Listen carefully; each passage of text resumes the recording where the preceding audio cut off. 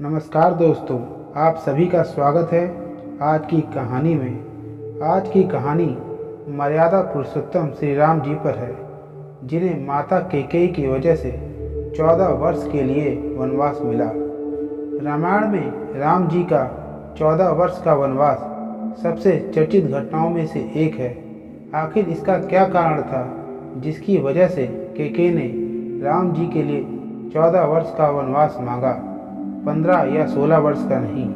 अलग अलग रचनाओं और कथाओं में इसका वर्णन मिलता है।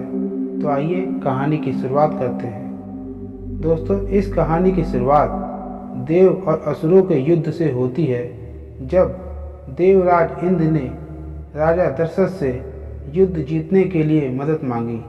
उस युद्ध में रानी कैकेयी राजा दशरथ की सारथी बनी थी। युद्ध भूमि में राजा दशरथ के रथ का धुरा टूट गया। रानी कैकेयी ने धुरे में अपना हाथ लगाकर रथ को टूटने से बचाया और राजा दशरथ के प्राणों की रक्षा की, जिससे खुश होकर राजा दशरथ ने कैकेयी से 2 वरदान मांगने के लिए कहा। लेकिन कैकेयी ने कहा कि समय आने पर मैं उन वरदानों को मांग लूंगी। इन वरदानों की वजह से ही राम जी को 14 वर्ष का वनवास मिला। तो आइए जानते हैं राम जी के वनवास के कुछ कारणों के बारे में। दोस्तों, रामायण की कहानी त्रेता युग की है, जब ये नियम हुआ करता था कि अगर कोई राजा 14 वर्ष के लिए अपना राज सिंहासन छोड़ देता है तो उसके राजा बनने का अधिकार समाप्त हो जाता है। इसलिए कैकेयी ने राजा दशरथ से बड़ी होशियारी से राम जी के लिए 14 वर्ष का वनवास मांगा, ताकि जब वह लौटे तो राज सिंहासन पर अपना अधिकार खो दे और भरत को राज सिंहासन मिल जाए। ऐसा ही नियम द्वापर युग में भी था, जिसमें अगर कोई राजा 13 वर्ष तक अपना राज सिंहासन छोड़ देता है तो उसके राजा बनने का अधिकार समाप्त हो जाता है। इसी नियम की वजह से ही दुर्योधन ने पांडवों के लिए 12 वर्ष का वनवास और 1 वर्ष का अज्ञातवास मांगा था।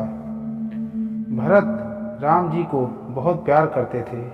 राम जी के वनवास जाने के बाद भी भरत जी ने राज सिंहासन ग्रहण नहीं किया, बल्कि राम जी की चरण पादुका सिंहासन पर रखकर राजकार्य किया। जब श्री राम 14 वर्ष का वनवास काटकर वापस लौटे तो भरत ने पूरे सम्मान के साथ राम जी को सिंहासन लौटा दिया। दूसरा कारण यह था कि राजा दशरथ और गुरु वशिष्ठ के विचार विमर्श के बाद श्री राम को राजा बनाने का निर्णय हुआ था, जिसके बारे में रानी कैकेयी को कुछ पता नहीं था। रानी कैकेयी राजा दशरथ की प्यारी पत्नी थी। राम के राजा बनने का समाचार रानी कैकेयी को मंथरा से मिला, जिससे रानी कैकेयी क्रोधित हो गई और इसलिए उन्होंने 14 दिन को हर दिन 1 वर्ष मानकर राम के लिए 14 वर्ष का वनवास मांगा। उस समय एक मान्यता यह भी थी कि जो व्यक्ति 14 वर्ष तक वन में रहता है तो उसका चरित्र और व्यवहार बदल जाता है, और जब श्री राम 14 वर्ष तक दंडक वन में रहेंगे तो श्री राम एक तपस्वी का जीवन जीने लगेंगे। यही सोचकर कैकेयी ने राम के लिए 14 वर्ष का वनवास मांगा। ऐसा भी कहा जाता है कि मंथरा की जबान पर सरस्वती विराजमान हो गई और इसकी वजह से भी मंथरा ने जो भी कैकेयी से बोला वो सब कैकेयी की मति हरने के लिए काफ़ी था। कैकेयी गुस्से में को भवन में जा पहुंची और अपने आप को बंद कर लिया। जब राजा दशरथ उनको मनाने के लिए गए तो कैकेयी ने उनसे वो 2 वर मांग लिए जो उन्होंने देने का वचन दिया था। पहला वचन भरत को राज सिंहासन मिले और राम को 14 वर्ष का वनवास। श्री राम जी को 14 वर्ष के वनवास का प्रबल कारण वो श्राप भी था जो श्रवण कुमार की मृत्यु पर राजा दशरथ को मिला था।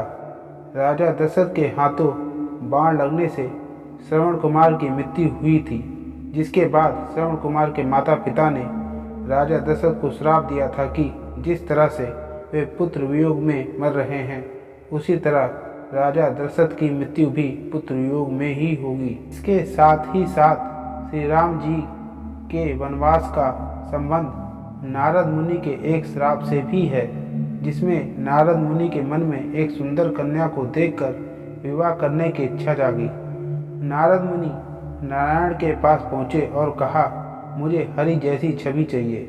हरि का मतलब विष्णु भी है और वानर भी। भगवान नारायण ने नारद मुनि को वानर मुख दे दिया और नारद मुनि इसी वानर मुख के साथ विवाह करने चल पड़े। इस कारण उन्हें बहुत लज्जित होना पड़ा। इस कारण से नारद मुनि का विवाह नहीं हो पाया। क्रोधित होकर नारद मुनि ने भगवान विष्णु को श्राप दिया कि आपको भी देवी लक्ष्मी का वियोग सहना पड़ेगा और वानर की सहायता से ही आपका पुनः मिलन होगा। इस श्राप के कारण ही राम और सीता का वियोग हुआ। दोस्तों, श्री राम जी का ये प्रसंग आपको कैसा लगा अवश्य बताइएगा। अच्छा लगे तो चैनल को सब्सक्राइब करना ना भूलें।